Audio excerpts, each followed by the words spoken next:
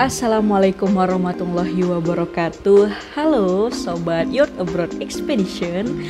Nah, kali ini saya Ermita Fatimah Sibuan yang merupakan founder Indonesian Millennial of Change akan ada kejutan menarik nih. Kira-kira ada yang tahu apa?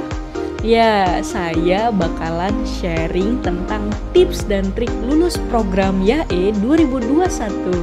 Wah, seru banget ya. Kamu bisa langsung dapat tips trik lulus dari saya nih yang merupakan founder IMC dan juga yang bakal menyeleksi seluruh berkas-berkas kamu. Nah, penasaran kan? Simak video ini sampai akhir ya. Jangan lupa untuk like, komen, share, dan subscribe. Nah, sebelum saya sharing lebih lanjut, saya akan kasih tahu nih kira-kira apa aja ya tahap pendaftaran dalam program ini. Nah, yang pertama, dalam program YAE ini kita itu akan melalui yang namanya tahap seleksi administrasi. Seleksi administrasi ini seperti yang teman-teman lakukan sekarang, yaitu kelengkapan berkas dan juga mengisi formulir pendaftaran. Nah, mungkin teman-teman udah baca buku panduan. Nah, bagi yang belum, saya kasih tahu nih detailnya. Jadi, untuk seleksi administrasi itu ada beberapa poin dan tahapan. Yang pertama, kamu harus follow nih Instagram idn.mchange atau Instagram Indonesian Millennial of Change dan @fmm.indo atau Forum Menggapai Mimpi Indonesia.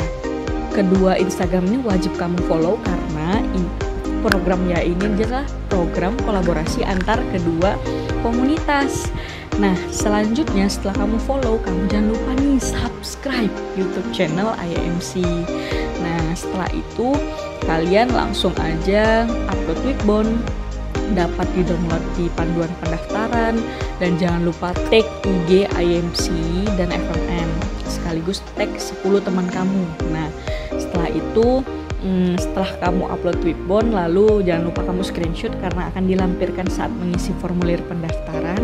Lalu kamu juga harus share poster IMC di 5 grup WhatsApp atau Telegram kamu. Dan itu kamu screenshot juga ya.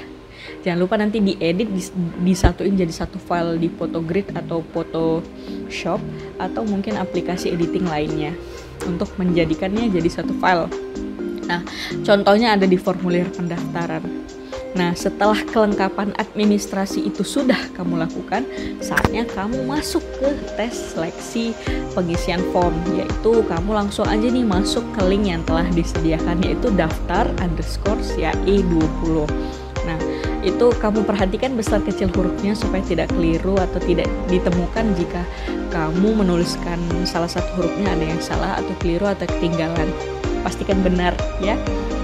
Oke, selanjutnya setelah kamu buka tuh link pendaftaran formulirnya, kamu langsung isi data diri kamu, nama, alamat domisili kamu saat ini. Misalnya kamu di Medan, terus kamu asalnya dari Medan, terus kamu nanti kamu saat ini ada di tempat kuliah kamu, misalnya di Pontianak gitu. Nah, berarti yang kamu tuliskan adalah alamat di mana kamu berdomisili saat ini. Oke?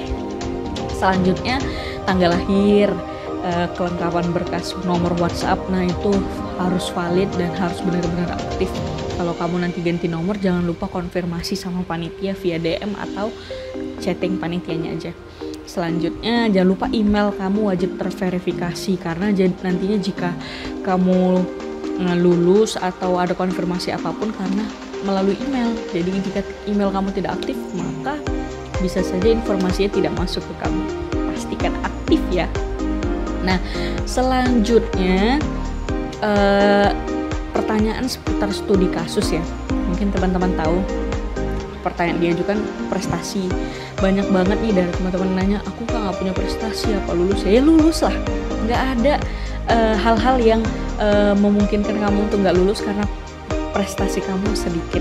Karena yang menjadi fokus dan visi misi YAE itu adalah mereka yang ingin berprestasi bersama, bukan mereka yang sudah memiliki banyak prestasi. Dan prestasi yang kamu tuliskan pun itu 5 tahun terakhir. Artinya kamu misalnya saat ini kuliah semester 1, berarti kalau 5 tahun terakhir bisa prestasi di SMA atau atau SMP akhir, SMP kelas 3 itu bisa.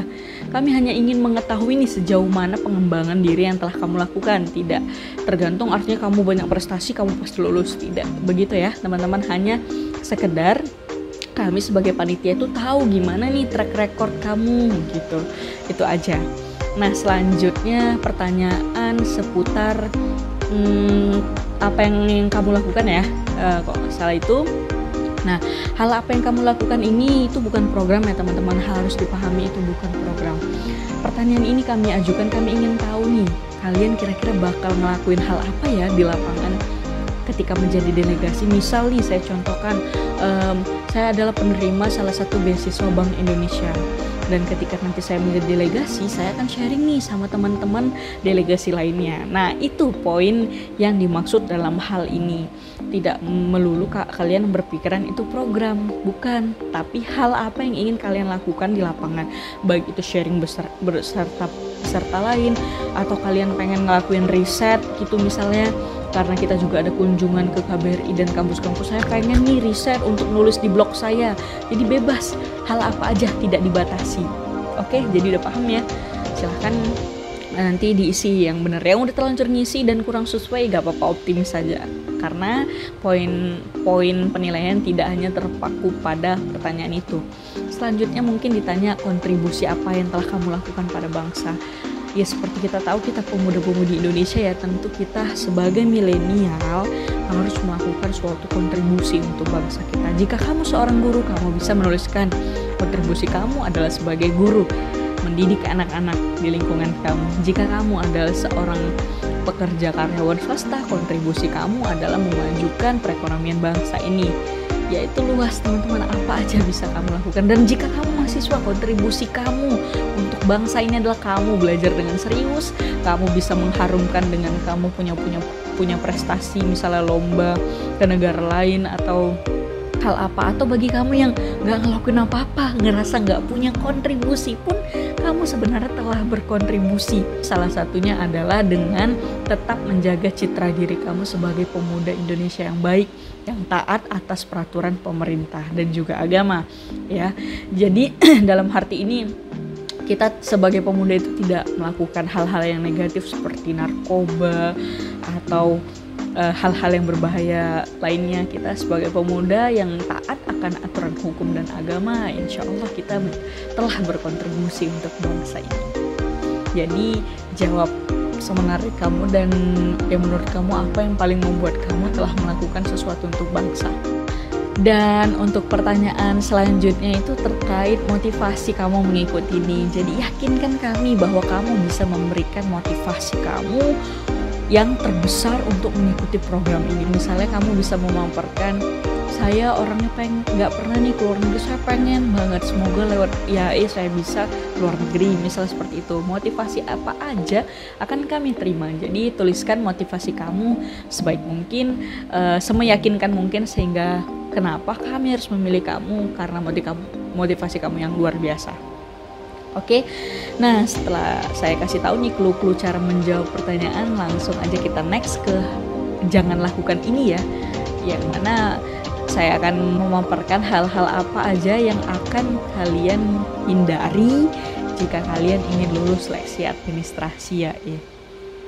Oke, baik, hal apa nih yang kamu jangan sampai lakukan jika ingin lulus seleksi administrasi IAE?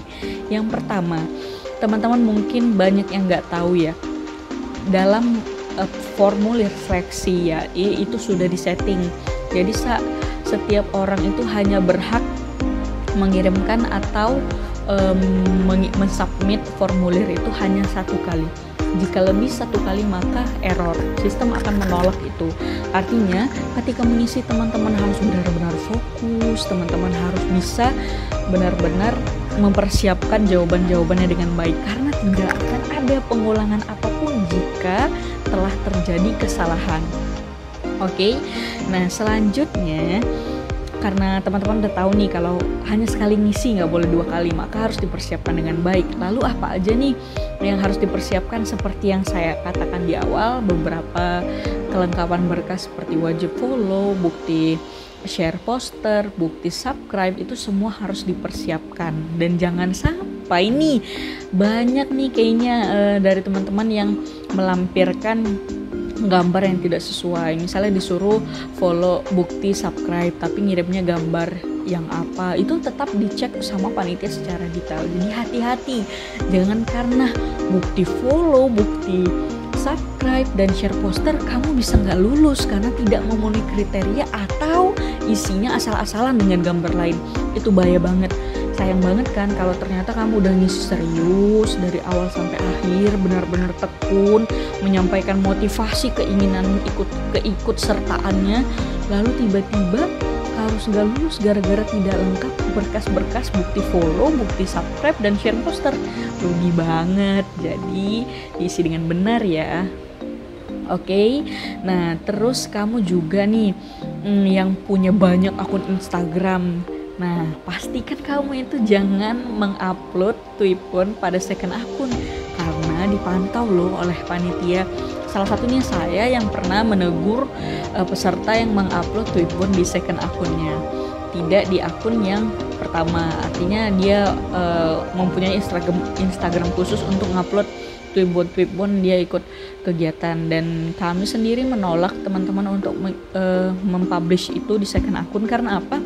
Tujuan kita mengupload tweetbon adalah ingin mengajak teman-teman followers kita nih untuk ikut berkontribusi dalam program YAI. Nah, jika teman-teman menguploadnya dalam second akun yang followersnya jauh lebih sedikit, tentu dampaknya akan lebih sedikit. Nah, rata-rata first akun itu biasanya followersnya lebih banyak.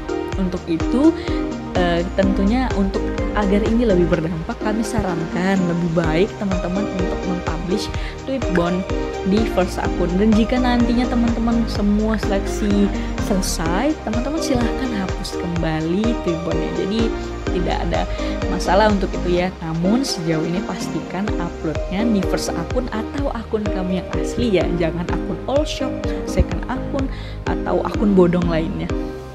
Oke? Nah, selanjutnya itu teman-teman silahkan jangan lupa untuk tik akun IMC dan FMM ketika upload tweetbon dan juga 10 teman kamu. Nah, banyak nih yang kayaknya nggak ngupload, lupa nge-tag 10 temannya. Saya ingatkan kembali untuk itu diperhatikan ya. Untuk hal sekecil apapun kami akan memantau pergerakan teman-teman, karena kami semua akan dengan detail mengecek data teman-teman satu persatu.